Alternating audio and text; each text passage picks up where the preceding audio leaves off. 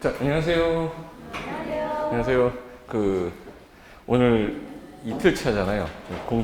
공부 처음 하신 분도 계실 거고, 기존에 공부해보셨던 분도 계실 건데, 제가 강의하기 전에 공부하셨었는지, 처음이신지를 좀 알고 가야 되거든요. 아예 이번에 공인중개사 처음이라서, 아직 기초가 아무것도 없다. 있으세요? 세 분, 네 분, 다섯 분? 그냥 경험이 한 번 있으신 분은 몇 분 정도 되세요? 한 분? 두 분?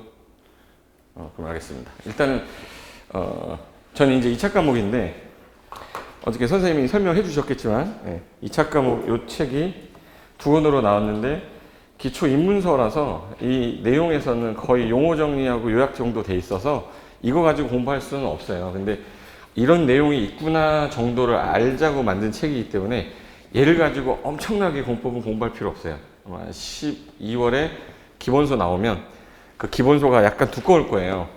지금 얘 3배야. 공법만. 공법만 얘 3배인데, 뭐 양이 많은 과목이라서 그런 거지, 뭐 내용은 뭐 거의 비슷합니다. 그래서 그 4개 법으로 지금 2차 과목 써 있을 겁니다. 공인중개사법, 부동산공법, 공시법, 세법 돼 있는데 다 끝날 때 법으로 끝났잖아요. 근데 어제 월요일이 무슨 과목이었어요? 민법? 일단 1차 과목의 민법하고 부동산학 개론 같은 경우는 이제 학문 이론이기 때문에 그냥 법률은 아닙니다. 근데 나머지 법들은 다 법들이기 때문에 오늘 법 관련된 내용도 좀 할 건데, 제가 한 달이란 시간이 되게 허비가 되더라고요. 11월 달에 시작하시면 뭐 일단 아직 기본서도 안 나왔으니까 좀 뭐 대충 하지 뭐 이렇게 생각하시는데, 나중에 이 한 달이 되게 소중해질 수 있기 때문에, 그래서 제가 중요한 테마 위주로 정리를 할 거거든요. 일단 페이지는 몇 페이지시냐면 82페이지입니다. 앞에 부분은 공인중개사법이고요. 82페이지는 이제 부동산 공법 파트인데, 거기 법의 구성이라고 막 써 있는데, 이거부터 읽으면은 여러분 무슨 말인지 모르기 때문에 제가 중간에 설명을 드릴 거예요. 설명을 듣고 그 다음에 책을 봐야지. 공법은 아마 예습하는 과목이 아니거든요. 내가 이제 내일 부동산 공법을 하니까 오늘 3시간 정도 책을 읽고 오겠다, 이 생각은 버리셔야 돼요. 그 시간에 지난주에 했던 강의를 한번 더 듣는 게 더 낫거든요.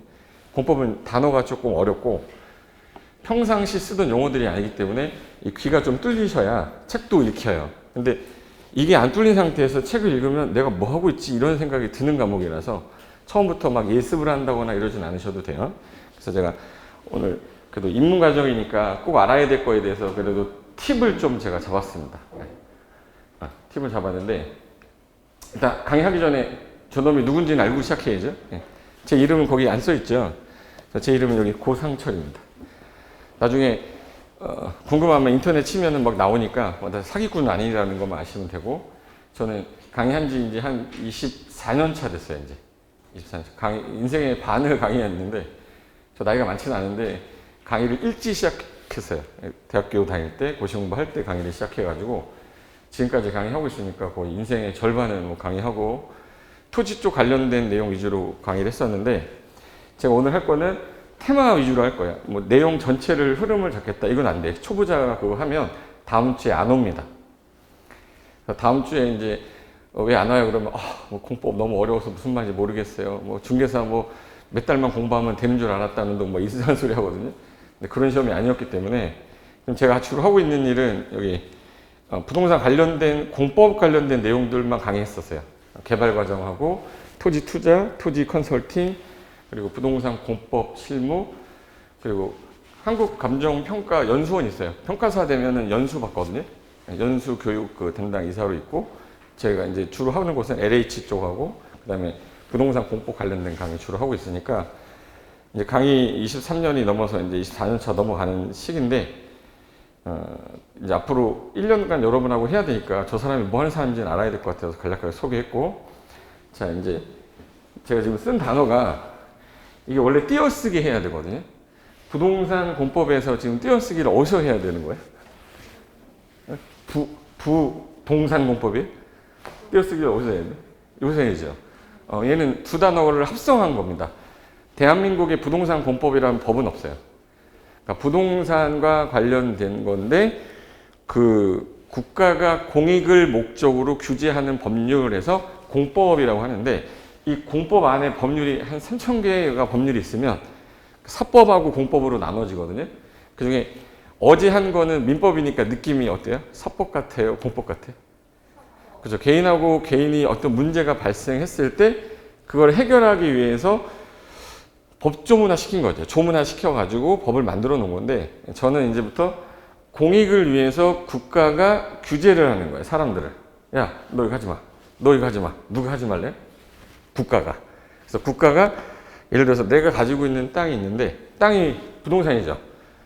근데 내가 내 땅이니까 내 마음대로 뭐 개발하고 건축하고 하겠다라고 했을 때 건축물을 대충 져서 나중에 무너졌어요. 그럼 주변에 있는 대다수의 공익한테 피해 줄 수 있는 거라 그거 그냥 하지 말고 우리가 건물을 짓는 거 관련된 법을 하나 만들어 놨으니까 거기 가서 적절한 절차를 거쳐서 지어라라고 만들어 놓은 법이 건축법이라는 법이 있어요.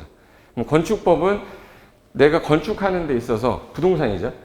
부동산을 가지고 뭔가 행위를 할 때 국가가 허가받아라 뭐 하지 마라 이렇게 규제하는 법들이에요. 그래서 약간은 딱딱한 법이지. 얘하고 문제가 발생하면 야 서로 양보 이렇게 해 이렇게 하는 법이 아니에요. 너 이거 위반했지 벌 받아. 그래서 상하 유기질서가 있듯이 국가가 강제력을 갖고 규제하는 법들이 이제 공법이라 약간 딱딱해요. 선생도 되게 딱딱하고 재미도 없는 과목이긴 한데 실무 나가면은 전부 다 여러분이 이제 맞닥뜨리는 것들은 내가 땅에다 건물 짓 건데 그러면 제일 먼저 건축 허가를 받아야 되니까 이제부터 실무적으로 가장 필요한 법이 될 수밖에 없어요. 법적 근거를 토대로 인허가를 받는 거기 때문에 그러면 공법이라는 법률이 한 300개 정도가 있는데 그 300개를 우리가 시험범위에 다 넣을 수는 없잖아요. 그래서 부동산과 관련돼서 국가가 공익적 목적으로 규제하는 법들이 있는데 그중에 6개를 부동산 공법 시험범위에 넣어놨어요.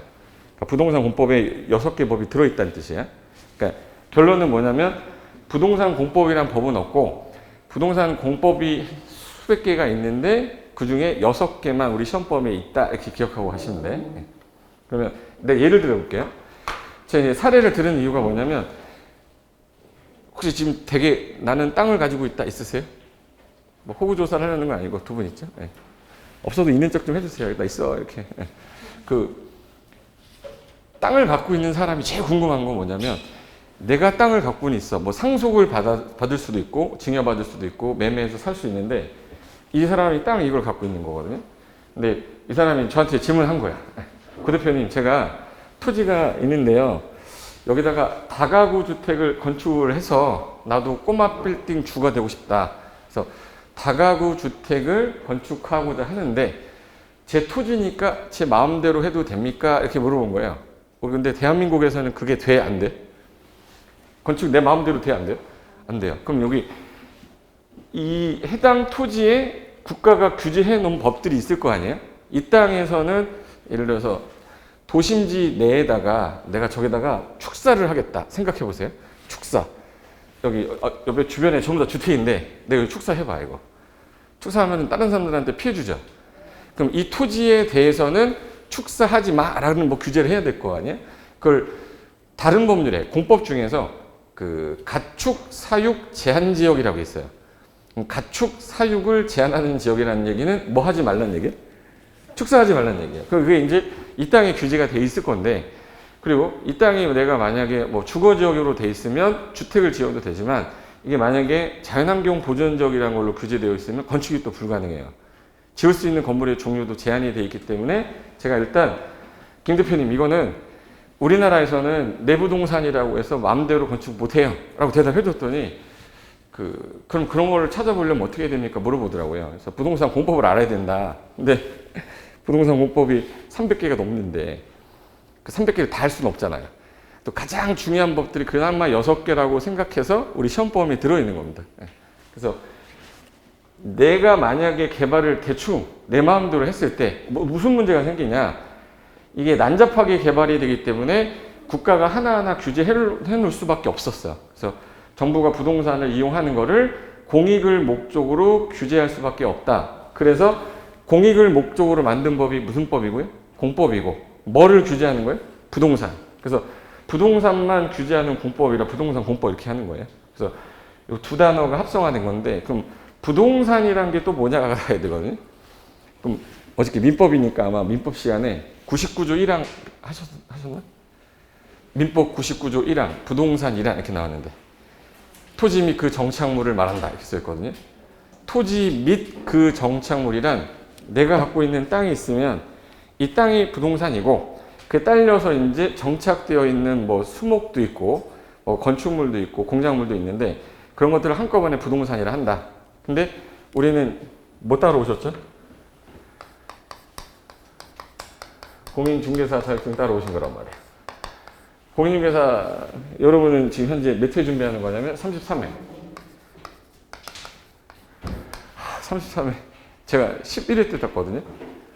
학생들 강의하다가 학생들 데리고 가서 같이 땄어요.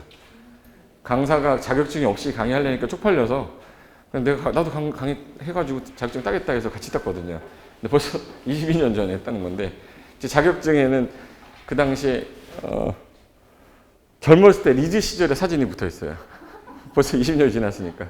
제가 중개법인을 제가 하고 있기 때문에 그 법인 대표는 무조건 자격증이 있어야 되거든요. 중개법인이 대표가 되려면 나중에 중개사법 시간에 배울 거야. 그럼 그 사진 갖다 줬더니 못 알아보더라고. 리즈 시절에 지금 돼지같이 됐는데 그때는 좀 괜찮았었거든. 근데 그 사진을 못 바꾸겠어요. 지금 사진으로 바꾸면 안 되니까. 근데 이 중개사가 뭐 하는 사람인지부터 가야죠. 우리나라에는 자동차를 중개하는 사람도 있어요. 딜러라고 해서. 근데 지금 공적 인가를 받아서 중개업을 하는 사람이라는 뜻이거든요. 국가가 공인해 준 거야. 국토교통부에서 앞으로 우리나라에서 부동산을 사고 파는 거를 중개하려면 이 자격증이 없이는 하지 마세요라는 제도를 둔 거예요. 그게 85년에 1회 때 이제 그때 처음 나오고 나서 중개인이라고 있었어요. 옛날에는 이제 자격증 없이 그냥 업을 하던 분들이 있었는데 그분들이 다 연세가 이제 드셔서 거의 이제 없어지고 현재 중개사 자격증 딴 인원이 50만 명입니다. 50만 명 돼. 49만 8천 명이니까. 근데 50만 명 넘는 이유가 이제 32회 시험이 지난주에 끝났잖아요. 그분 중에서 대략 한 2만 명에서 3만 명의 합격자 나오겠죠. 그럼 이제 50만 명 이제 넘는 거야. 32회까지는 이제 제 생각 한 51만 정도 될 것 같아요. 근데 현재 업을 하고 계신 분이 있어요. 이 업을 하고 중개사무소죠. 중개사무소를 하고 계신 분이 있는데 법인까지 합쳐서 11만입니다. 11만 개. 그럼 40만 명 정도는 업을 안 하고 있다는 얘기죠. 장롱면허라는 거예요. 혹시나 해서 자격증을 일단 따놓고 그 업은 안 하지만 부동산과 관련된 일을 하시는 분들도 되게 많고 근데 현재 개설이 돼서 등록이 되어 있는 개수가 뭐 개인이 하는 중개사무소도 있지만 저같이 법인 하는 사람들도 한 10,000명 정도 돼요. 그래서 한 11만 있는데 이분들이 지금 하는 거는 뭘 지금 중개하는 거죠? 부동산이에요. 그럼 대표적인 게 토지하고 그 위에 붙어 있는 아까 정착물이라고 했는데 소나무 이쁜 거 나왔어요. 이렇게 합니까? 우리가 임목도 솔직히 이제 토지 정착돼 있으니까 중개해도 되는데 우리가 나무 중개하는 사람들 아니잖아. 그래서 토지하고 주로 뭐예요? 건물이에요. 그래서 토지하고 건축물을 일반적으로 우리 부동산이라 한다. 그러면 부동산인데 그럼 내가 저 땅에 대해서 누가 이 땅에 대해서 제가 다가구 주택을 건축하고 싶은데 이 땅이 매물로 나왔는데 이 사람한테 내가 설명을 해야 되잖아요. 이 땅 매입하셔서 뭐 하실 거예요? 이렇게 물어봤더니 또 다가구 주택 건축할 건데요. 그러면 제일 먼저 해야 될 일이 뭘 해야 될 것 같으세요? 실무 나가면 이걸 해야 되는데 그래서 공법 배운다라는 걸 설명드리려고 하는 거예요. 제일 먼저 내가 알아야 될 게 뭘까? 이 땅에 대해서. 이게 주소예요. 다른 말로 집업. 제가 이걸 왜 말씀드리냐면 대한민국에 4,500만 필지 정도가 대략 있다면 그 4,500만 필지 하나하나마다 이 땅은 이렇게 쓰세요라는 쓰임새를 다 적어놨어요. 정부가 이미 다 적어놨어. 어디다가 적어놨냐면 토지이용계 확인서에다가 토지이용 계획 확인서라고 해서 이걸 해당 국가가 발행을 해줍니다. 그럼 주소 지번을 넣으면 이 땅은 현재 무슨 용도다라고 해서 이 토지용계 확인서라고 해서 이렇게 한 장짜리인데 이 땅에 대한 내역들 있죠.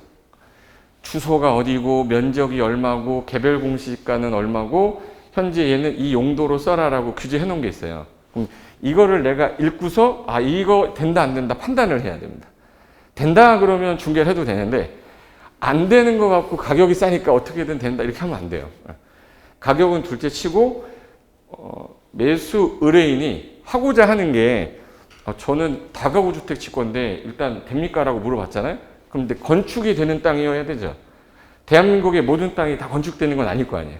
그래서 법에서 볼게요. 생각 보시면 일단은 건축이 가능하기 위해서는 자 건축을 하기 위해서 규제하는 법이 있을 거 아니에요. 우리 건축법이라고 하는데 이 건축 규제하는 법을 찾아야 되고 그 건축법에서 정해놓은 게 있어요. 거기서 건축 허가를 할 때에는 이러한 조건을 가지고 와라라는 조건이 있어요. 조건에 맞는지 내가 부합되는지를 확인해야 될 거 아니에요.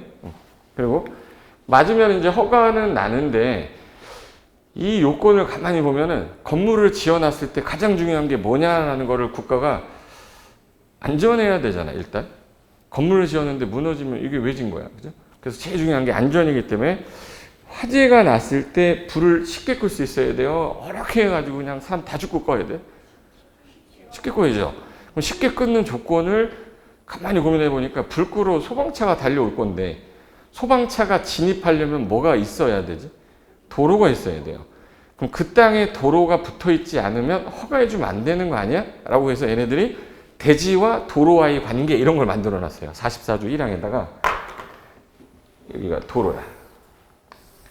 도로인데 이게 A 땅이고요.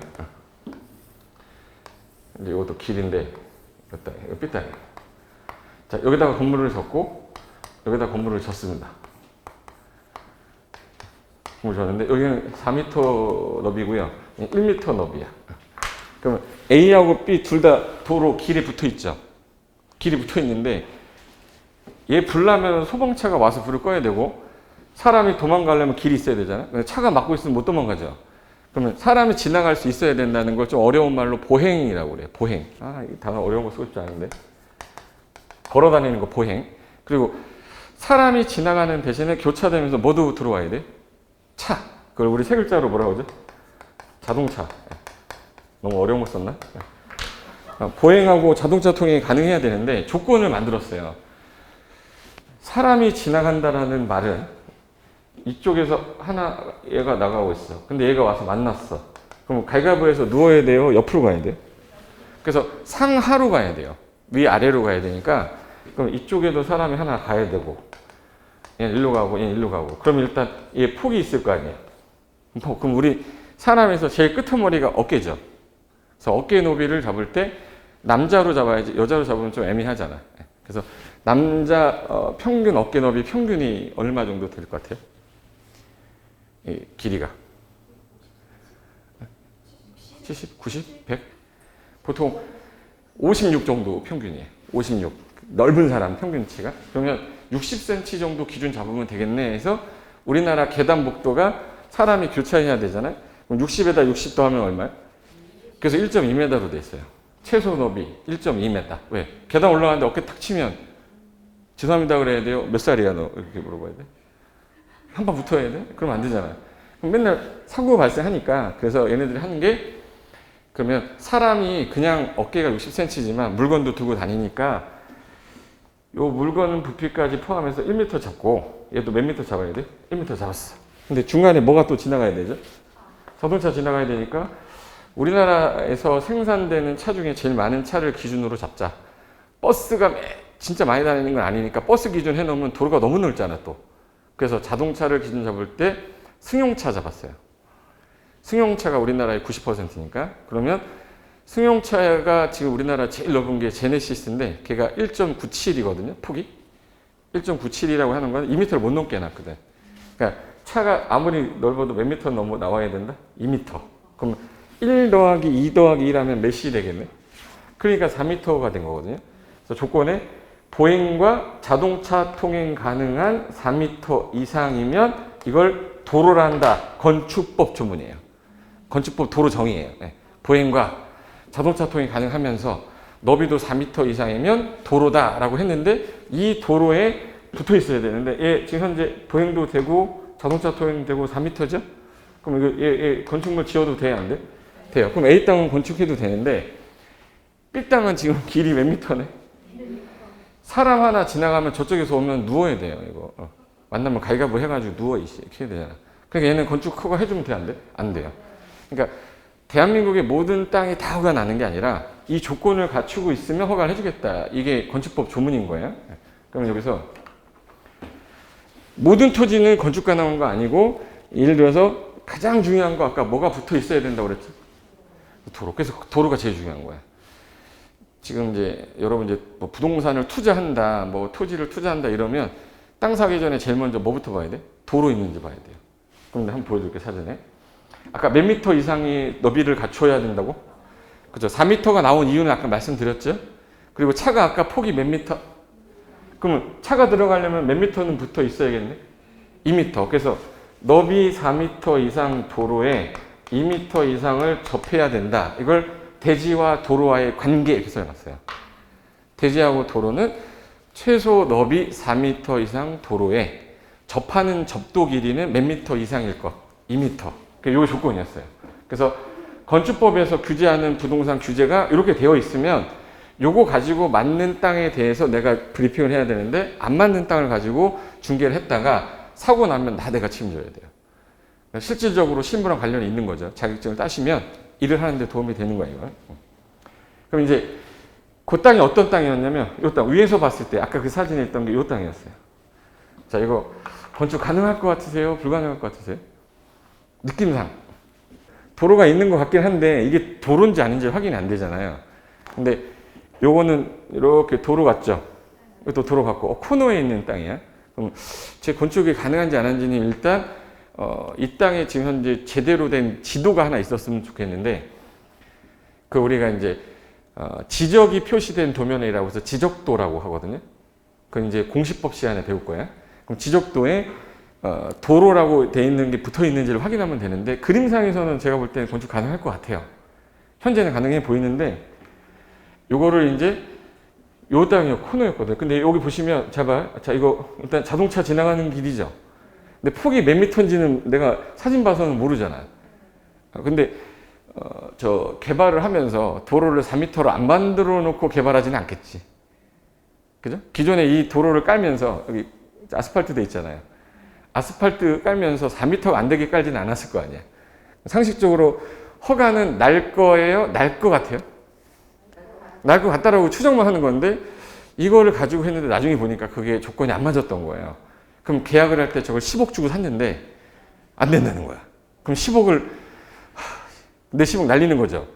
그럼 이런 경우에 분쟁이 많이 생기니까 건축에 관한 민원들을 좀 미리 사전에 받아서 이 땅을 사기 전에 사람들한테 기회를 주는 거야. 야, 너 건축 허가를 받기 전에 이 땅이 허가가 나올지를 미리 물어보게 하는 제도를 우리가 만들어 놓을 테니까 너네 그러면 사전에 이 토지에 입지가 가능한지 결정 신청할 수 있는 기회 주겠다라고 건축법에 만든 규정이에요. 그걸 사전 결정 신청이라고 그래서 이 토지에 건축이 되는지를 얘가 궁금한 거예요. 궁금하니까 물어봐라, 허가권자한테. 그럼 허가권자님 여기 건축 가능할까요? 지으면 어느 정도 규모 나올까요?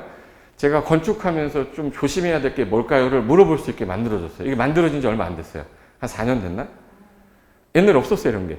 근데 이제 이거를 사전에 신청할 수 있게 한 거라 사전 결정 신청 제도라고 해요. 근데 여러분 몰랐지? 근데 이제는 중개업을 하시는 분이 이거 건축이 될지 안 될지 진짜 궁금하다, 잘 모르겠다. 그러면 사전 결정 신청 제도라는 게 있으니까 아직 매입하지 마시고 허가 신청을 사전에 한번 건축주한테 한번 물어보라고, 토지주한테 물어보라고 신청하면 돼요. 그러면 신청할 때 뭐를 신청할 거냐면 사전에 해당 토지에 건축이 가능한지를 결정 신청할 때 우리나라는 건물 질 때 건축법만 적용받지 않아요. 자, 봐요. 사람이 딱 그 건물에 들어가서 먹고 자고 할 때 일단 생리 현상이 생길 거예요. 그리고 밥도 해 먹어야 돼. 그럼 뭐가 나가야 돼요? 일단 내가 물 먹으려면 물 들어와야 되지. 상수도 있어야 돼요. 그리고 이제 화장실 가면 물 나가야 되죠. 예를 들어서 설거지에서 물 나가야 되니까 하수도 있어야 되지. 그럼 우리는 상하수도라고 그래요. 그럼 이제 상수도법 가서 수도 설치 가능한지, 하수도법 가서 하수 설치 가능한지 또 물어봐야 돼요. 그리고 해당 지역 내에서 건축물을 짓기 위해서 다른 법상, 이게 만약에 농지였어요. 농지같이 보이죠? 농지야, 농지 이거. 농지였어. 전으로 쓰였어, 만약에. 그러면 우리나라는 농지를 농지가 아닌 용도로 쓰는 걸 바꿀 전자, 쓸 용자에서 전용이라고 하거든요. 그래서 농지 전용이라고 그래요. 그럼 농지 전용할 때 허가 받으라고 돼 있어요. 그럼 이 사람은 농지 전용 허가 받으러 갔다가 왔더니 하수 설치 허가 또 받으러 가. 이게 불편하잖아. 그래서 관련된 인허가 서류를 한꺼번에 제출을 하는 거예요. 그래서 이걸 행정 절차 간소화라고 해서 이 건물 하나 짓는데 허가 받아야 되는 게 24가지 이상이 나와요. 그걸 한꺼번에 다 받을 수 없으니까 한꺼번에 관련 서류를 제출하시면 행정기관하고 협의를 할 건데, 일단 건축물 질 때 가장 중요한 게 사람 들어갔죠. 그럼 이 사람이 많이 들어오냐 적게 들어오냐에 따라 이 도로가 부족하면 안 되거든. 교통영향평가라고 그래요. 그래서 여기 교통영향평가도 한번 같이 해주시고 건축위원회 심의도 같이 해달라고 2번 안 하게 동시 신청할 수 있게 해줬어요. 그럼 이 사람이 이 여기 지역과 관련된 장들이 있을 거 아니에요. 기관, 행정기관의 장들하고 이제 협의를 하게 돼 있어요. 협의를 하면 행정기관 장들하고 뭐 환경관서장하고 협의를 했는데 여기는 허가를 해줘도 됩니다. 라고 이제 얘네가 협의가 된 거예요. 그럼 이제 기다리고 있을 거니까 이 사람한테 허가 날 거예요? 아니면 허가가 안 날 거예요? 이렇게 통지해 줘야 될 거 아니에요? 그걸 7일 안에 해주게 돼 있습니다. 그러면 환경성 검토 협의했고, 그럼 7일 안에 통보해 줬어요. 결과 통지가 왔으면 이제 얘는 여기 건축물을 지금 현재 짓기 위해서 이제 허가 신청을 하면 되죠. 착공을 들어가야 되는 거예요? 허가를 이제 신청해야 돼? 그렇죠. 허가가 나는지를 물어봤지 허가가 난 게 아니잖아요. 허가 신청하시면 허가 날 것 같습니다. 그러니까 땅 매입하셔서 나중에 건축주 설계 도면 가지고 와서 해당 시군구한테 허가 신청하시면 저희가 거의 허가 나올 게 확정적이니까 사전결정 신청 서류가 들어왔던 거기 때문에 바로 허가해드리겠습니다. 이렇게 해놓은 제도예요, 이게. 그래서 이 사람은 하나 물어볼까? 아까 좀 전에 이거 농지라고 그랬죠? 농지는 아까 무슨 허가 받아야 된다고 그랬지? 농지 전용 허가 받아야 돼요. 농지 외로 쓰는 거니까. 이게 만약에 임야였잖아, 임야? 임야는 우리가 보통 임야라고 하지만 땅으로 말할 때는 산지라고 해요. 그럼 산지를 다른 용도로 쓰는 거니까 무슨 허가 받아야겠네? 산지 전용 허가.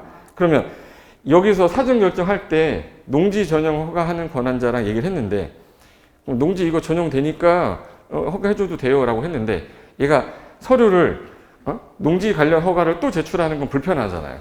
그래서 4가지 서류는 의제해주겠다. 그래서 여기서 사전 결정 통지가 오면 산지 전용이랑 농지 전용이랑 개발행위 허가랑 하천점의 허가 이 4가지는 의제해주겠다는 거예요.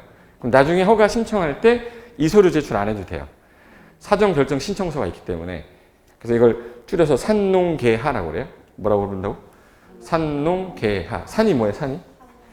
산지 전용 농, 농지 전용 개, 개발행위 허가 하천 전용 허가. 그래서 산 좋고 논 좋고 하늘 아래 개발하기 좋은 땅이라고 그래요. 산농개하. 그러면 보세요. 제가 지금 편성한 거 이거 나중에 제가 다 프린트를 해서 다 드려요. 안 써도 돼. 쓰다 보면은 제 얘기 놓치니까 나중에 깜짝 놀라요. 너무 똑같아가지고.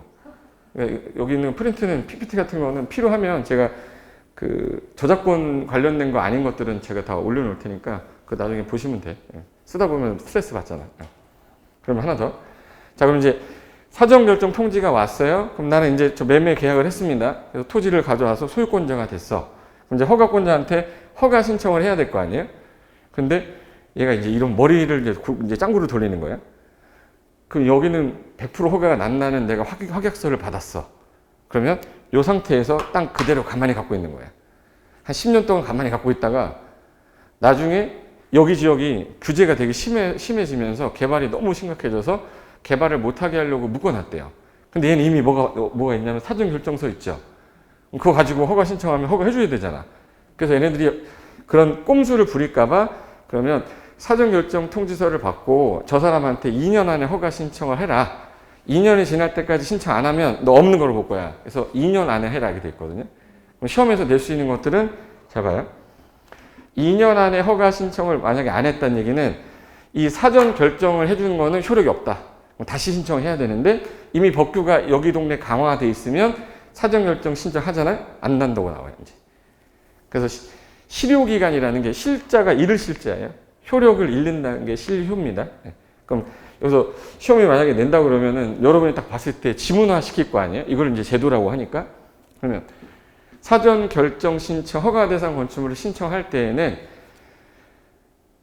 교통 영향 평가를 동시에 신청할 수 없다. 틀렸죠? 가능이라고 써놨잖아. 제가 무슨 말을 하냐면 이걸 가지고 시험 문제 지문에 이렇게 나온다고요. 그렇게 나오면 아 이거 동시 신청 가능한데 불가능하다고 했으니까 틀렸구나. X 이렇게 하는 거예요. 그리고 사전 검토에 따른 허가권자는 15일 안에 결정의 통보를 해야 된다. 틀렸죠? 며칠 안이라고 했어요? 7일이잖아요. 그러니까 시험 문제는 그렇게 내는 거예요. 그러니까 이 제도를 배웠으면 그 제도가 시험에 어떻게 나오는지를 파악하고 내가 외워야 될 키워드만 잡고 있으면 문제 푸는 게 너무 즐겁고 행복하고 막 그래요. 그래서 문제 풀었으면 좋겠다 막 이 생각 들어. 왜 그러냐면 내가 외우고 있으니까.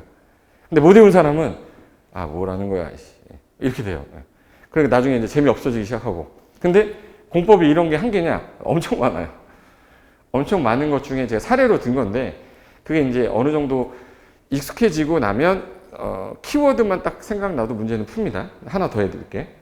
여기서 이 산지가 문제인데 혹시 보존산지하고 준보존산지라는 말은 처음 들으셨을 거예요. 내가 여기서 쓰는 표현들은 여러분 아마 살아오면서 많이 듣던 단어가 거의 아닐 거예요. 사전 환경성 검토 일단 느낌 별로 싫죠? 왜 오늘 기분 안 좋아? 어제까지 좋았는데 민법 시간까지 괜찮았는데 뭐 허가 어쩌고 저쩌고 하고 인어가 나오고 막 하니까 일단 적응이 안 되잖아. 적응이. 처음엔 그런데 그러니까 자연스럽게 실무 나가면 그냥 쓰는 말들이에요. 근데 그거를 내가 처음부터 적응 안 된다고 포기하면 안 되지. 그냥 쓰는 말인데 일상적인 말인데 우리가 그 관련된 일을 안 했기 때문에 하나 적어볼까?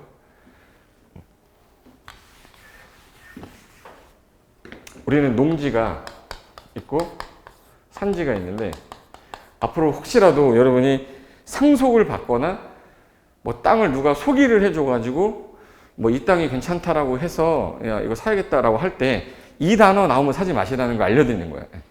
이 단어 써 있으면 일단 보지도 마세요. 제가 이제 쓸 거야. 이 단어를 쓸 건데 농지는 원래는 개발해야 돼요? 보존해야 돼요? 보존해야 돼. 우리나라는. 산지도 개발해야 돼? 보존해야 돼? 그래서 농지나 산지로 되어 있으면은 개발하지 말라고 규제를 해놨기 때문에 할 수 있는 게 많지가 않아요. 뭐 하고 싶은 거 묘지 하고 싶으세요? 묘지? 묘지 난 태어나서 꿈이 묘지 만드는 거야. 그거면 산지 사도 돼. 근데 그거 아닌 사람들은 굳이 그게 필요 없으니까 가지고 있어도 할 수 있는 게 별로 없으면 가치는 떨어집니다. 가치가 떨어진다는 얘기는 수요자들이 없다는 얘기예요. 수요자가 없으면 가격은 싸야 돼. 근데 할 수 있는 게 되게 많은 땅이래. 그럼 수요자 달려들겠죠. 그럼 수요가 많으면 공급은 산정돼 있는데 가격은 올라야지. 그러니까 수요 공급의 원칙에 따라 얘네들은 수요자가 많지 않은데 농지 중에 예전에는 절대 농지, 뭐 상대 농지 이런 표현을 썼는데 96년도에 그 절대 농지란 말이 옛날에 일본 말이에요.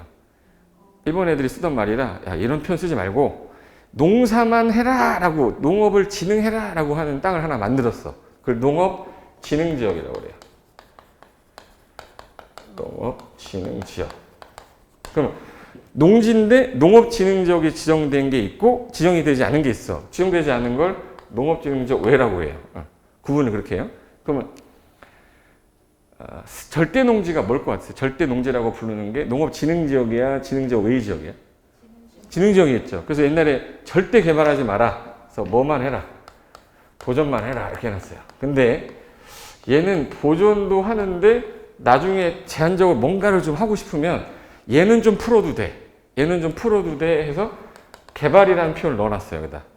그럼 내가 만약 땅을 사려고 하는데 농업진흥지역이라고 지정되어 있는 땅이 있고 얘는 농업진흥지역이라는 말이 없어. 그럼 어느 거 사야 돼요? 농업진흥지역 없는 거 사야 돼? 있는 거 사야 돼? 그 없는 거 사야지. 그나마 걔가 개발이 되니까. 근데 사람들은 농업진흥지역이 뭔지 모르니까 뭐 그냥 농사 짓는 땅인갑다 라고 생각하겠지만 규제가 되게 강해서 할 수 있는 게 별로 없어요. 그리고 산지도 보전산지라고 있고 준보전산지 있어요. 느낌상 이제 왔을 거예요. 어느 거는 사면 안 되겠네. 느낌상. 그렇죠. 보전산지는 사면 안 되겠죠. 단어에다가 뭐라고 써놨어 아예? 보존이란 말 써놨는데 이거 개발하면 안 되는 땅이라는 얘기잖아요. 근데 얘는 보존도 되지만 중간에 제한적 개발도 좀 허용하기 위해서 개발이라는 단어를 좀 넣어놨어요.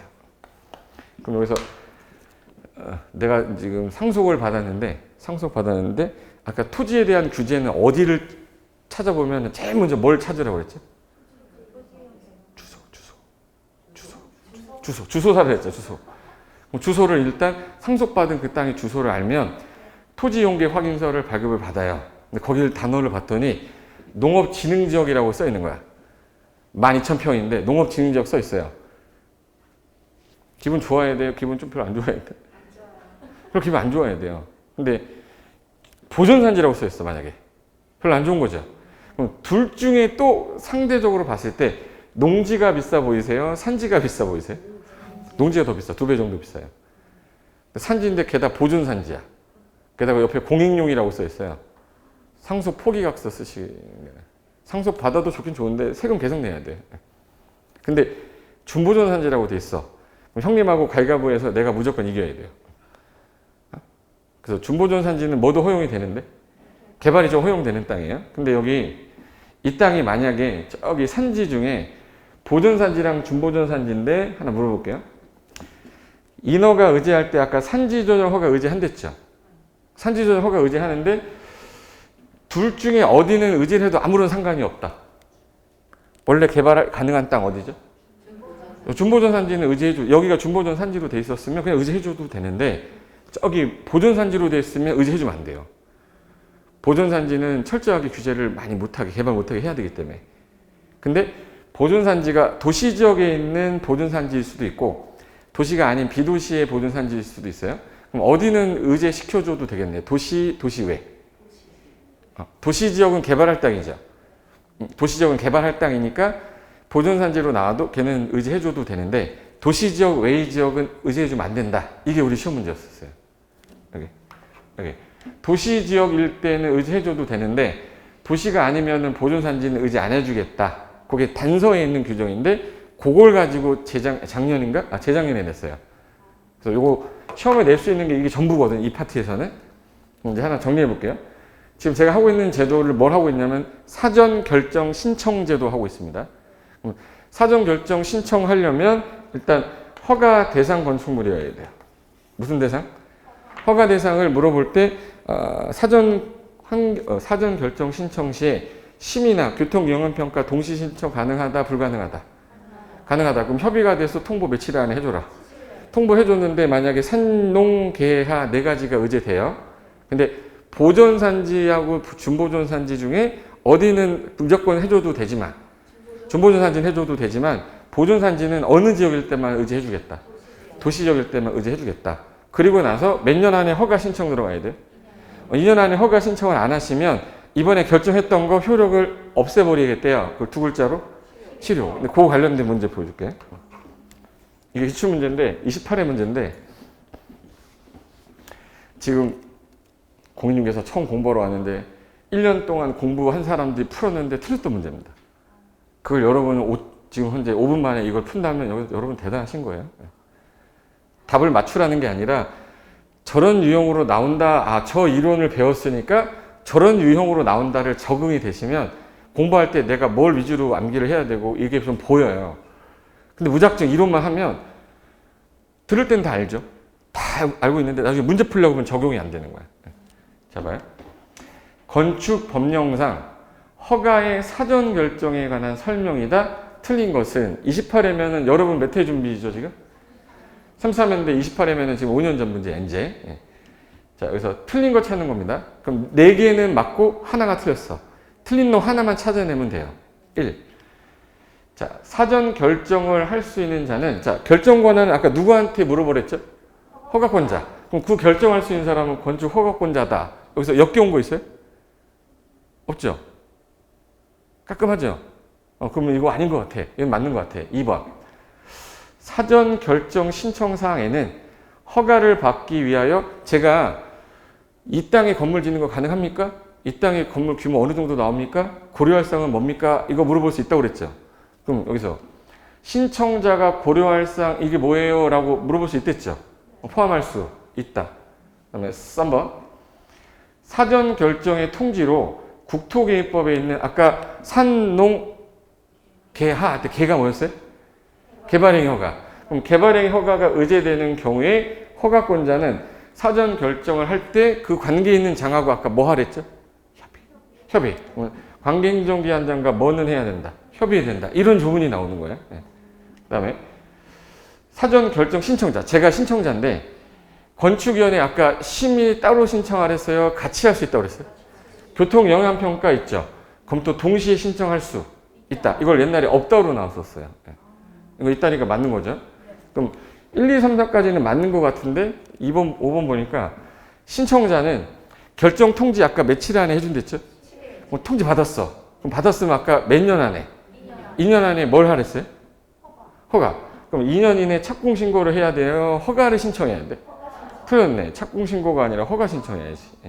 지금 무슨 말인지 알겠죠? 그리고 이 기간 안에 착공신고 안 하면 효력이 상실한다가 아니라 2년 안에 허가 신청을 안 하면 그 사전 결정의 효력은 상실한다 이렇게 나야지. 그래서 요 지문을 갖고 특이한 거네. 2년 내 무슨 신청? 근데 이거를 허가를 받았으니까 착공신고해라 이게 아니란 말이에요. 허가가 날 거니까 허가 신청해도 됩니다 라고 한 거예요. 그래서 정답은 몇 번이 되는 거냐면 5번이 되는 겁니다. 그래서 2년 안에 착공신고를 하는 게 아니라 2년 안에 뭐를 신청하는 거예요? 허가 신청하는 거예요. 자, 그럼 이제 이 조문을 가지고 시험 문제 출제한 사람은 사전 결정 신청 제도에 있는 지문 중에 중요한 지문 5개를 내놓고 어떤 지문은 틀리게 어떤 지문은 맞게 한 건데 옛날에는 이거 1년으로 했었거든요. 1년으로 하니까 숫자만 갖고 틀리게 하니까 너무 없어 보이잖아. 그래서 이제 단어를 야, 허가 신청 말고 착공신고로 바꾸자. 그래서 냈던 거예요. 이제 느낌은 왔죠.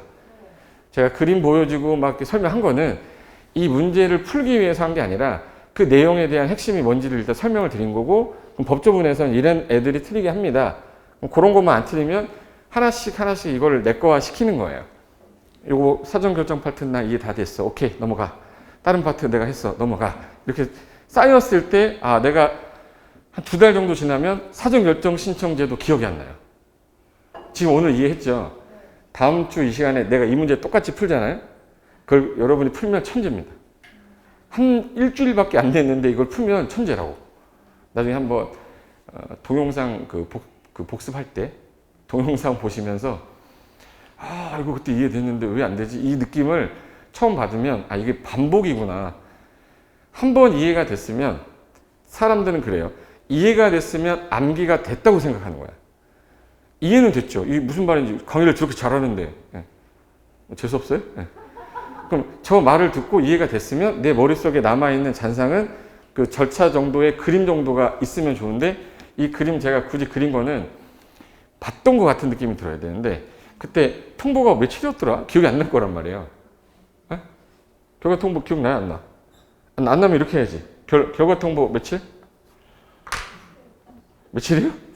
그럼 그거라도 기억해야 돼. 아, 결과니까 7일이네. 이렇게라도 기억해야 나중에 답은 찍을 거 아니에요. 둘 중에 하나를 선택해서 얘를 지워야 되는데 꼭 오지선다는 2개가 남아요. 얘를 찍을 거냐 고민하다가 꼭 찍으면 틀려. 근데 정확하게 X, 7 있었던 것 같아서 X 딱 지워버리면 답은 또 남아요. 그래서 문제는 되게 어렵게 풀었는데 나중에 맞추면 이거 맞았네 이렇게 되는 거야. 자기 풀 때는 답을 모르니까 되게 어렵게 느껴지는 건데 정답 보고 나면 아 맞았네 이렇게 되는 거지. 뭐 어떻게든 기억하면 되는 거니까. 그 다음에 자 그럼 일단 요거가 이제 사전 결정 신청 제도인데 제가 지금 설명한 거는 어느 법에 있었던 거였냐면 건축법에 있었던 거였어요. 제가 공법을 사람들이 대부분 이제 뭐 공포의 법이라고 하는 이유가 자 첫 번째 말씀드릴게요. 몇 개의 법을 시험범위에 넣어놨다고 그랬죠 아까? 공법 300개가 넘는데 그 중에 몇 개 법이 우리 시험범위라고? 6개예요. 공인중개사법은 1개 법에서만 40문제를 내는 거고 부동산 공법은 6개 법에서 얘는 12문제, 6문제, 6문제, 7문제, 7문제, 2문제 이렇게 해서 모아서 40문제야. 그러니까 양이 얘보다 6배가 많을 것 같죠. 중개사법보다 6개 법이니까 6배 양이 많아야 될 것 같잖아. 아니에요. 국토개입법이란 법 하나가 얘보다 10배 많아. 중개사법보다. 중개사법 법조문이 총 다 더해서 120개 정도 되거든요. 근데 부동산 공법은 법조문을 다 더하면 3,000개 정도 돼요. 그럼 일단 얘가 100개 정도 되면 얘가 3,000개면 30배가 양이 많은 거잖아요. 그러면 중개사법을 30번 볼 때 공법은 한 번 보는 거야. 느낌 왔어요? 느낌이 안 오면 이게 중개사법 양이야. 공법 양은 이만큼이야. 그럼 누가 점수가 잘 나오겠네? 중개사법이 잘 나오지. 왜? 얘 한 번 볼 때 30번을 보잖아요. 그 30번을 똑같은 시간에 투자를 했는데 30번을 봤는데 얘가 40점을 못 넘어? 그럼 말이 안 되는 거야. 이건 이상한 거야. 근데 상대적으로 우리 강의 시간은 중개사법도 4시간, 공법도 4시간, 일주일에 다 4시간, 3시간씩 하는데 나중에 시험 보게 되면 똑같은 양을 공부한 게 아니잖아요. 그러니까 상대적으로 되게 어렵게 느껴지는 거야. 어렵게 느껴지는 거니까 이게 점수가 40점을 꽈락 없이 평균 60이 돼야 되는데 아마 여러분 이번에 1월 달이나 2월 달에 모의고사 할 거예요. 모의고사 보시면 상상도 할 수 없는 점수가 나올 겁니다. 내가 태어나서 내 인생에 정말 받아볼 수 없는 점수가 나올 거예요. 그에 대해서 놀라지 마세요. 처음에는 다 그렇게 돼 있어요. 다른 과목은 약간 그래도 들은 거라도 있으니까 찍기라도 하는데 얘는 아직까지 들은 게 없고 양도 많기 때문에 기억이 많이 안 남아서 첫 모의고사 때 점수가 절대 잘 나올 수가 없어요. 그리고 두 번째가 이제 실무 과목이에요. 실무니까 제가 아까 다가구 주택을 지려고 하는데요. 여기 건축이 가능합니까? 라고 물어봤을 때 제가 건축법 설명하면서 된다 안 된다 따졌죠. 그죠? 그럼 실무 나가면 사람들이 물어보는 단어들이 전부 다 공법이에요. 이거 사고 팔았을 때 전매 가능하냐? 이 분양권 전매했을 때 이거 나중에 처벌받는 건 아니냐? 뭐 이런 거 막 물어보거든요. 이 아파트 24평형인데 방이 몇 개예요? 3배예요? 2배예요? 뭐 1조는 어떻게 돼요? 이런 거 나오거든요. 이거 다 공법에 나온 내용이에요.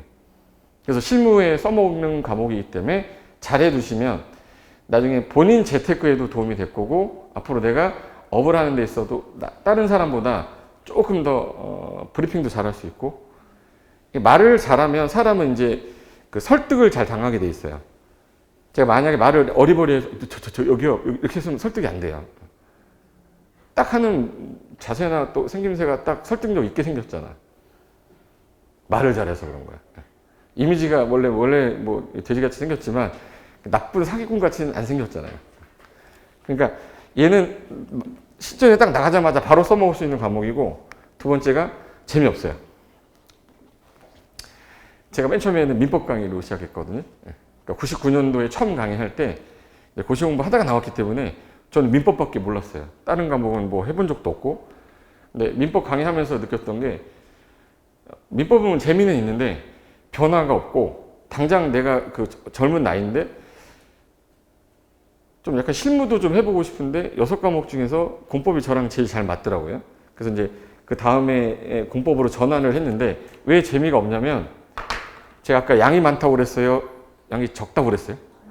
많다 보니까 이해는 다 되는데 이만큼을 내가 다 듣고 책까지 다 읽고 할만한데 했는데 이만큼 갔다가 이제 다시 돌아올 거 아니에요? 처음 보는 것 같아요. 이거 그때 했는 것 같은데 왜 처음 보는 것 같지? 너무 오래돼서 양이 너무 많으니까. 그래서 이해도 필요하지만 어느 정도 암기가 돼야지 얘가 문제가 풀려서 혹시 6과목 중에서 이제 암기가 제일 많다라고 하는 이유가 양이 많으니까 암기할 게 많은 거예요.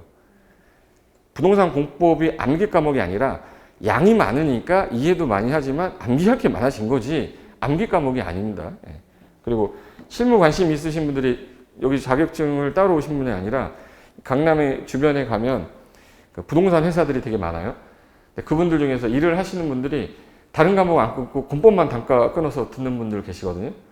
이제 실무를 해야 되는데 법을 배운 적이 없으니까. 그래서 예전에 야간반에 가끔가다 한 10대 명이 같이 오면 이거 회사 직원들이 왔었어요. 공법만 단가로 듣고 가시고 했는데 실무에 관심 있는 분들이 와서 듣는 과목 중에 하나다. 그럼 이제 결론은 이거예요. 양이 많고 여러분이 처음에 듣는 단어들이 많아서 이게 접근할 때 재밌게 접근하지 않으면 답답한 과목 됩니다. 그래서 제가 지금 약속할 수 있는 거는 오늘 이 자리에 10시부터 앉아 계셨잖아요. 근데 내년에 시험 볼 때 10월 넷째 주 토요일이거든요.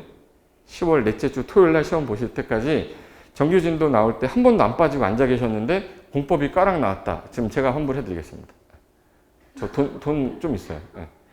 근데 한 번이라도 빠지면 그건 책임 못 져. 본인 결혼식 아니면 빠지면 안 돼. 네.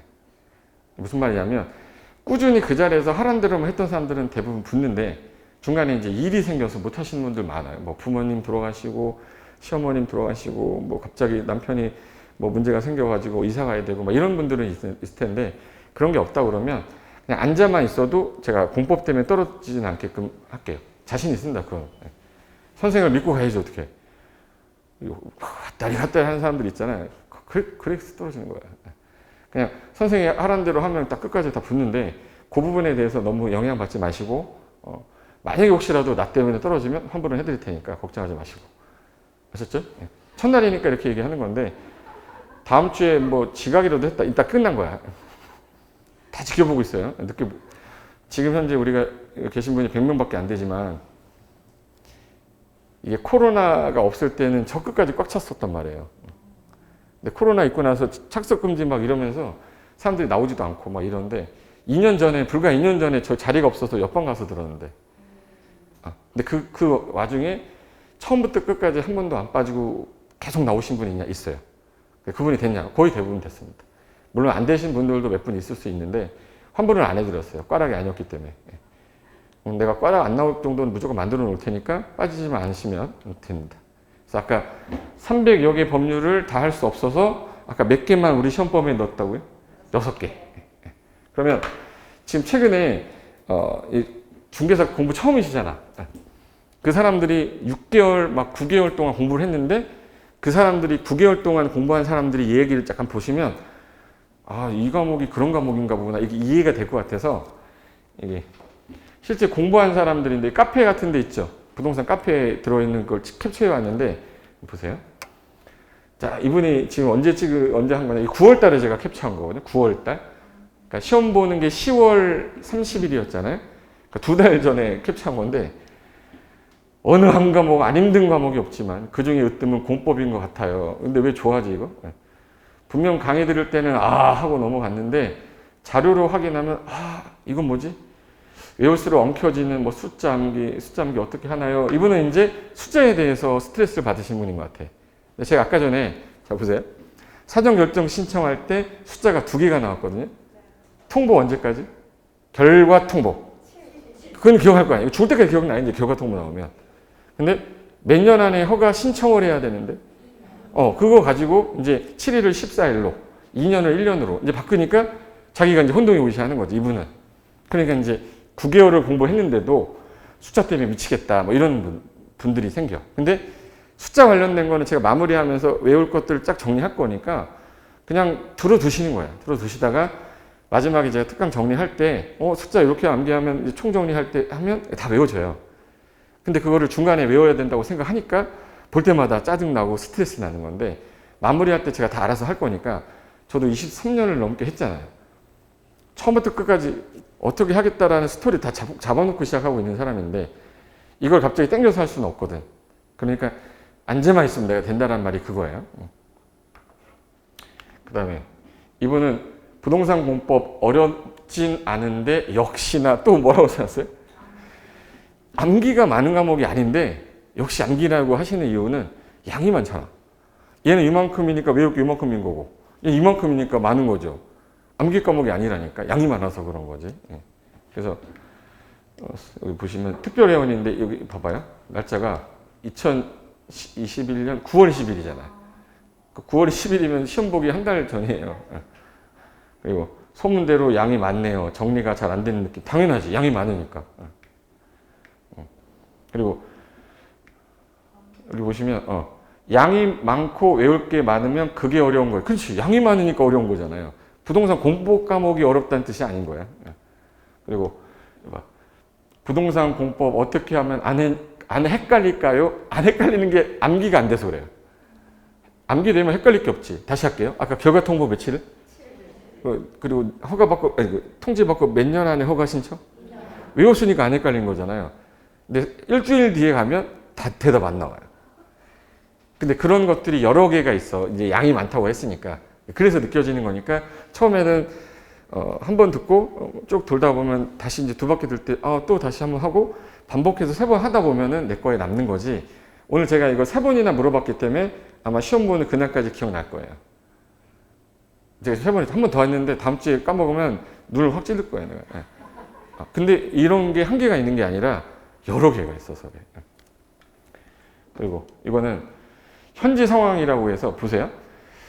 이분도 9월 달에 쓴 글인데 현재 상황, 중개사법 기본이론 심화 완강했고 핵심 듣는 중 했는데 이해도 중간이래요. 그리고 공법 기본서 완강했고 심화 듣는 중인데 이해도 최하래. 이해도 최하라는 뜻이 아니라 양이 많잖아요.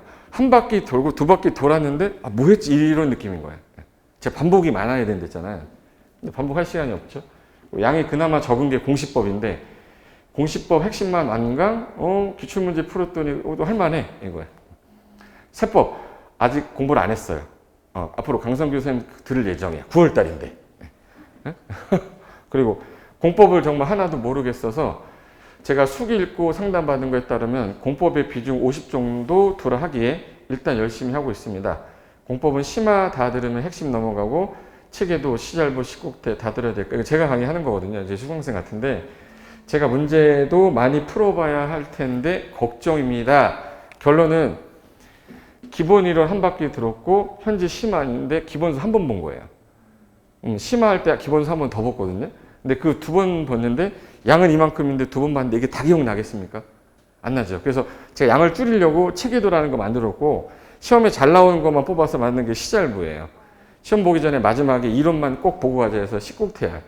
그래서 기본 이론 한 바퀴, 심화 이론 한 바퀴 요약한 다음에 요거 세 개 딱 하고 난 다음에 시험장 가는 거거든요. 그리고 중간에 이제 문제는 풀면서 이제 암기가 되는 거라 진행은 그렇게 할 건데 늦게 시작하신 분들은 이렇게 힘들어 하시는 거예요. 근데 11월, 12월에 시작하시거나 1월 달에 그나마 시작하신 분들은 그나마 시간적 여유가 있어서 좀 덜 힘든데 5월 달에 오시는 분 있어요. 5월 달에. 상담 맨날 와요. 남들은 기본서 지금 세 바퀴째 돌았는데 자기 이제 처음인 거잖아요. 진도 막 하고 있는데 이거 아시죠? 하고 이게 넘어가잖아요. 그럼 이분은 한숨 소리가 어디선가 들릴 거예요. 이 소리 나잖아요. 남들 들으라고 하는 거죠. 나 이해 안 되니까 다시 해달라는 얘기잖아. 근데 그 사람을 타겟으로 제가 강의할 수는 없잖아요. 그죠? 근데 그 사람은 이제 어떻게 하냐? 1월달 거 기본 이론 들어야 되니까 집에 가서 1강부터 다시 봐야 돼. 근데 우리 기존에 공부해 오셨던 분은 복습하고 끝나면 되는데 이분은 집에 가서 밀린 거 때려 오느라고 정신 없는 거예요. 그래서 공부는 일찍 시작하는 거고요. 군대는 일찍 가야 되는 거예요. 늦게 가서 욕 뒤지게 먹어야 돼요. 일찍 하는 거예요. 무조건 일찍 하는 게 우선입니다. 그리고 가끔가다 이런 것들도 좀 많아요. 이런 거에 넘어가지 마세요. 그리고 여기 점수 올리는 법 좀 알려달래. 진짜 간절하대. 뭐 이렇게 가는 과목이구나. 이게 지금 몇 월 달에 쓴 거냐면 9월 20일 시험 보기 전에. 공법은 도대체 어떻게 해야 되냐. 이건 봐도 그 지문이 그 지문 같고 그 내용이 그 내용 같고 문제 지문 보면 다 맞는 것도 같고 도대체 어떻게 공부해야 될까? 이게 시험 보기 9월 달이면 한 달 전에 얘기해. 그리고 요거는 이제 부동산 공법 관련돼서 이제 어떤 식으로 했는지 맨날 물어보는 과목들이고 그리고 여기 책도 가장 두껍고 동영상 강의도 많은 이유가 양이 많다고 그랬잖아요. 동영상 강의가 많은 건 양이 많으니까 강의 시간이 많은 거지 뭐. 그리고 다행인 건 제가 예전 간평이랑 건축기사 공부한 거랑 일부 겹쳐서 나온다는 건데 정비법하고 개발법은 와닿지가 않는 것 같아요. 왜? 안 해봤거든. 건축기사 공부했으니까 건축법 공부했을 거 아니에요? 해봤으니까 좀 쉽게 느껴지는 거고 여기서 도시개발 시행해 보신 분 있어요? 그분들은 되게 쉽게 와요. 근데 안 해봤잖아요. 그러니까 모든 수험생들이 다 똑같이 느끼는 건데 자기가 어떤 분야에 있었냐에 따라 약간의 차이는 있겠지만 전체적으로 다 어려워합니다. 그리고 공법 처음부터 다시라고 돼 있잖아요. 지금 현재 처음부터 내 다시 하는데 다시 보는데 이상하게 재밌네요. 미쳤나 봐요. 공법이 재밌는 게 미친 거예요. 예. 웃자고 했는데 아무도 안 웃네. 예. 공법이 재밌으면 미친 거라고 사람들이 보고 있는 과목이다. 이제 과목에 대해 개념은 이 선배들이 쓴 글이 딱 제일 먼저 와닿을 것 같아서 제가 끄집어낸 거고, 그럼 물론 이런 것도 항상 제가 쓴 거 아니에요. 예. 뭐 써놓고 막 그랬어. 예. 이런 거는 별표, 이분은 꼭 합격할 거예요. 이분 합격하셨을 거예요. 예. 저런 분들 합격하실 거예요. 듣고. 자, 그럼 이제 요거 이제 마무리하고 쉬어야 되니까. 자, 일단 오늘 이제 첫 시간에 제가 말씀드리는 거는 공법이 뭔지는 아셨고, 그 6개의 법을 공부하는데 양이 많다는데, 나 이거 어떻게 해야 돼? 처음에 방향을 잘 잡지 않으면 3, 4월 달 가서 그동안 썼던 시간이 너무 아까워지는 거예요. 그래서 좋은 선생님을 만나야 되는 이유가 있는 거예요. 자, 보세요. 일단 양이 많고 단어가 어렵다. 자, 일단 우리가 중고등학교 때 생각하시는데 수학이 재밌던 사람 있으세요? 있으면 여기 앉아있지도 않지, 내가. 재밌을 수도 있죠. 근데 수학이 어려웠던 이유는 공식이 암기가 안 됐기 때문에 그러거든. 근해 공식 아직도 외우고 계신 분 있어요? 2차 방정식. 일단 그 공부를 좀 많이 했는지 안 했는지 물어볼 때 팩토리얼 아세요? 팩토리얼? 3팩토리얼이 몇이에요? 모르잖아. 수학에 별로 관심이 없으셨던 거예요. 저는 이과였기 때문에 되게 재미없는 과목인데 이게 외워야 될 것 딱 암기가 되고 나면 답이 항상 정확하게 나와요. 명확하게 떨어져요. 근데 그래서 처음에 접근할 때 양이 많은 과목은 무조건 계속 보셔야 돼요. 많이 봐야 돼. 그래서 처음에 접근할 때 여러분은 그 책으로 이렇게 막 공부하시면 안 되고 강의한 걸 듣는 게 더 빨라요. 들어서 귀가 열리면 보는 눈도 열리는 겁니다. 그래서 첫 번째는 복습할 때 동영상 보시면서 하시지 내가 집에 혼자 가서 본다 이거 하지 마세요. 공법은. 그리고 방금 전에 얼마 전에 32회 받고 33회를 우리 준비했는데 공법은 31회 때가 어려웠어요. 그럼 32회 때가 쉬울 게 맞겠죠. 근데 이게 끝났어. 나는 몇 회인데. 그럼 33회는 시험이 난이도가 올라가겠죠. 맞는 말이에요. 그래서 올해 중개사, 공인중개사 시험 본 사람 중에서 공법은 공부 좀 제대로 따라오셨으면 대부분 60에서 80 맞았거든요. 그 전에는 대부분 40에서 60이었는데 그럼 이제 다시 40에서 60으로 내려가는 해가 33회입니다. 그래서 약간 어렵게 좀 나올 거구나 라는 건 감은 잡고 계셔야 되고 그래서 대비해야 되고 그리고 11월 이게 제일 중요한 게 오늘부터 이제 4주간이지 않습니까? 11월 달 이거를 그냥 헛되이 버려버리면 나중에 되게 후회되니까 잘 나오는 거라도 제대로 하나 알고 가야겠다. 요거는 내가 외워버려야겠다. 그런 거 위주로 제가 강의할 거예요. 그래서 기초적으로 꼭 알아야 될 것만 제대로 알아도 충분하고 근데 이제 12월 달 넘어가면 이때부터 기본서 나올 거예요. 그래서 12, 1, 2 그래서 3개월로 갈 거거든요. 작년에는 기초이론 과정을 2달 했었었는데 도움이 안 돼. 긴장을 안 한 거야. 기본수가 없으니까. 그래서 이번에 한 달 땡긴 거거든요. 그래서 3개월 자세하게 기본 이론으로 갈 거기 때문에 내년 1월 달에 처음 시작하시는 분들은 12월 달 기본 이론 4주 거를 보고 오셔야 되거든요. 여러분은 12월부터 시작하는 거니까 걱정 안 하셔도 되는데 12월부터 기본 이론을 3개월 과정으로 갈 거기 때문에 그냥 커리큘럼대로 그대로 따라오시면 됩니다. 그리고 여기 이제 암기할 부분들이 좀 있으니까 그 부분에 대해서는 제가 요거 체크하세요, 현관펜 하세요 막 이렇게 할 거예요. 그런 부분은 좀 암기할 거. 밑줄칩니다 그러면 시험 지문으로 나왔던 거 이렇게. 그리고 요게 12월, 1월, 2월 요 3개월이 끝나고 나면 이제 요약집 나와요. 그때는 이제 요약 정리하면서 기출문제 좀 풀 겁니다. 그러니까 기본서를 가지고 한 번 더 볼 건데 잘 나오는 것만 테마 뽑아가지고 기출문제랑 연결하면서 할 거기 때문에 요 12월, 1월, 2월 동안 3개월 동안 했던 기본 이론에서 내가 암기를 해야 될 것들이 문제 어떻게 나오는지는 요약 정리를 하면서 테마 중에 요거 잘 나오니까 요거 관련된 문제 풀고 이론 설명하고 이렇게 해가지고 5개월 과정으로 기본서 끝내버릴 거예요. 이해되셨죠? 네. 그 다음에 요약집 나오면 요약으로 한번 마지막으로 정리하고 문제풀이 한 다음에 최종 정리하고 시험 나가는 겁니다. 1년 스케줄이 그렇게 돼 있어요. 그리고 제 밴드 활용법은 뭐냐면 제가 여러분하고 만날 수 있는 공간이 손쉽게 만날 수 있는 거는 스마트폰이잖아요. 그래서 제가 카페도 있고 밴드도 있고 한데 유튜브도 있고 한데 그래도 제일 뭐 자료를 올리거나 쉽게 볼 수 있는 게 밴드라서 그 네이버 밴드 가셔서 고상철 치면 한 3만 명 정도 있는 밴드 있을 거예요. 거기가 제가 만들어 놓은 밴드니까 들어오시면 돼. 그 뭐 비밀번호 이런 거 안 걸어놨으니까 가입하시고 제가 진도대로 하루에 뭐 한 문제씩 올릴 때도 있고 이틀에 한 번씩 문제 올릴 때도 있을 건데 그게 별거 아닌 것 같은데 합격자분들이 저한테 했던 내용 중에서 제일 많이 들었던 게 밴드에서 하루에 한 문제씩 풀었던 게 되게 많이 도움이 됐다는 거예요. 평상시에 까먹을 때쯤 되면 한 번 또 보고 하니까 쉬는 시간, 뭐 짜투리 시간, 뭐 차 타고 다니면서 좀 활용을 했더니 도움이 제일 많이 됐다. 그래서 요거 밴드에서는 이제 제 수강생들이 인터넷 수강생들이 막 있을 거 아니에요. 3만 명이란 밴드면 엄청 많다는 얘기잖아요. 물론 합격해서 나가신 분들도 있으니까. 근데 그분들이 이제 같이 공부하는 사람인데 외롭잖아요. 스터디 공부는 외로운 일이기 때문에 좀 외롭지 않으려면 동기분들하고 이제 대화도 하시면서 공부 잘 되고 계세요. 뭐 이렇게 소통이 돼야 될 것 같아서 제가 쓰고 있고 그리고 프린트가 너무 많아지면 그 프린트해서 내가 봤어. 근데 집에 가면 이거 또 보게 되지 않거든요. 종이 낭비 같아서 필요한 자료들 중에서 꼭 봐야 될 것들은 제가 밴드에 올리면 뭐 탭이나 뭐 스마트폰에서 보시면 되거든요.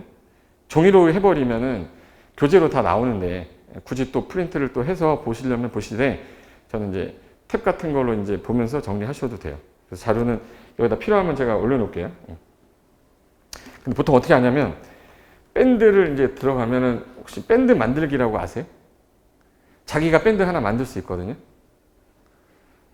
어떡하냐 이거? 밴드가 뭔지는 아세요? 네이버 밴드 거기 가시면 나만의 밴드 만드는 거 있어요. 그래서 그럼 여기서 봤던 내용 중에 중요한 거 있으면 내 밴드로 공유하기 하면 돼. 필요한 것만 공유해 놓으면 내 밴드에 이게 올 거 아니에요? 그럼 내가 내 밴드 들어가서 내가 좀 이해 안 됐던 것들만 이렇게 딱 보셔도 돼. 이해 되셨죠? 그게 뭔지 잘 모르겠다 그러면 젊으신 분들은 다 할 줄 아니까 다 젊으시니까 하실 것 같은데 모르겠으면 옆 사람한테 물어보시고 그리고 나머지 진도를 나가면서 이제 필요할 때마다 제가 적시적소에 얘기할 테니까 여러분은 빠지지 말고 그냥 그대로 오시면 돼요. 그래서 내가 어떻게 할 건지 1년 어떻게 할 건지 방향이랑 이런 거 말씀드렸으니까 이제부터는 공법 관련된 내용 위주로 설명할 테니까 잠시 쉬었다가 커피 한 잔 드시고 바로 이어서 할게요. 네, 커피 한 잔 드세요.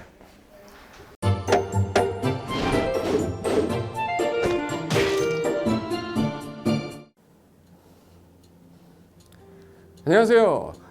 부동산 공법을 강의하는 고상철입니다. 자, 제가 이번 시간에 말씀드릴 건 뭐냐면 공인중개사를 여러분이 공부하시다 보면은 여러 가지 자료들, 뭐 OX 문제라든지 어떤 요약된, 집약된 자료, 뭐 PPT 자료 이런 것들이 많은데 그 일일이 출력하다 보면 여러분들이 보관하고 하는데 불편함이 있어서 그런 것들을 좀 약간 또 해소도 하기 위해서 또 다른 사람들하고 커뮤니티도 뭐 할 수 있기 때문에 저희는 네이버 밴드라는 어플을 좀 활용할 건데요. 그 네이버 밴드에다가 자료를 올려놓은 거를 내가 다운을 받고 내가 보는 방법에 대해서 알려드릴 테니까 이 부분에 대해서 제가 시작하는 거 똑같이 따라 하시면 설치부터 사용 방법까지 말씀드릴 테니까 그대로 따라오시면 됩니다. 자, 1단계 네이버 밴드 어플을 다운받습니다. 자, 그럼 네이버 밴드 다운을 어떻게 받냐? 자, 플레이스토어 우리 안드로이드 버전으로 갈게요. 그래서 플레이스토어를 누르시면 화면이 바뀌면서 지금은 이제 컴퓨터 화면을 제가 이제 좀 크게 보이게끔 해놓은 거라서 여러분 핸드폰에는 아마 맨 위에 여기 검색창이라는 게 있을 건데 여기다가 제목을 넣는 거예요. 제목을 뭐라고 쓰냐면 네이버 밴드 아니면 밴드 이렇게 쳐도 돼요. 밴드 치면 제일 상단에 나오죠. 그래서 이제 네이버 요 밴드가 요 초록 색깔 바탕에 B자예요. 밴드. 그래서 이제 여러분은 설치 누르시면 됩니다. 자, 2단계 그럼 네이버 밴드를 일단 들어가셔야 돼요. 들어가서 검색하기 전에 밴드 어플을 누르면 위측 상단에 이 돋보기 모양이 있을 거예요. 이 돋보기 모양을 누르기 전에 우리가 이제 검색을 해야 되잖아요. 누르시면 검색 컨트로 가요. 여기다가 우리 공수모라고 치면 돼요. 공수모 치고 엔터 치면 이제 그동안 이제 우리 공수모 관련된 게 나올 건데 제일 상단에 있을 겁니다. 그래서 여기 네이버 33개가 밴드가 나왔는데 그 중에 여기가 1등이죠. 자, 그럼 이제 3단계 해당 공수모 밴드로 들어갔습니다. 그럼 그럼 들어가시게 되면 가장 첫 화면에 공인중개사 수험생 모임이거든요. 원래 그 수험생들만 위한 모임이기 때문에 시험 정보하고요, 어떤 자료들이 있어요. 뭐 OX 문제, 뭐 오지선다 문제, 그리고 이제 요약된 자료들, 그런 거 공부할 수 있는, 활용하는 어떤 밴드고요. 이 강의와 관련된 어떤 특강이 있다거나 할 때 공지사항 같은 거, 그리고 지속적으로 교수님들께서 자료를 올려드릴 거기 때문에 요 관련된 자료 관련된 거 어떤 거 있는지 잠깐만 한번 보겠습니다.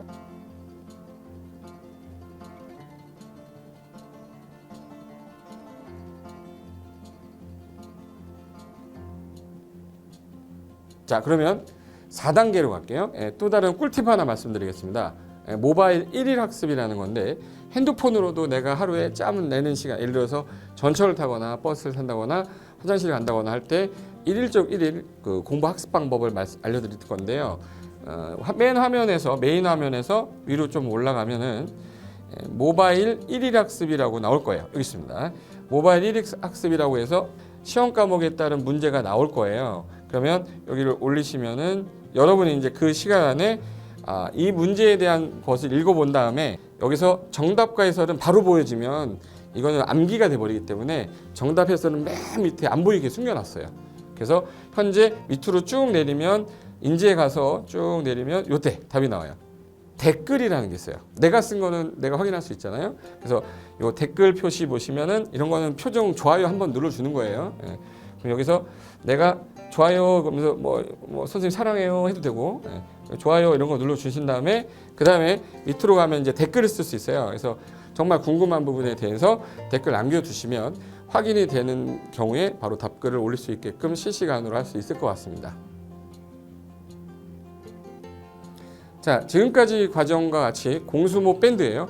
공인중개사 수험생 모임 밴드를 줄여서 우리 공수모 밴드라고 하는데, 이렇게 가입하시면 여러 가지 자료들 업데이트되는 거, 개정되는 부분 신속하게 받아들일 수 있기 때문에 아마 여러분 학습하는데 도움이 많이 될 겁니다. 그래서 꼭 가입하셔서 좋은 자료도 받고 매일매일 학습하시면서 도움 되셨으면 좋겠고요. 자, 여러분의 합격을 진심으로 기원하겠습니다.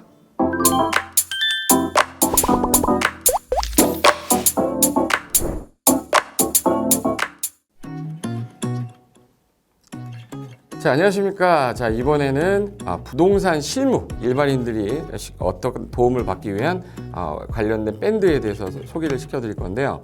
일단은 검색창에다가 365 부스라고 치시면 돼요.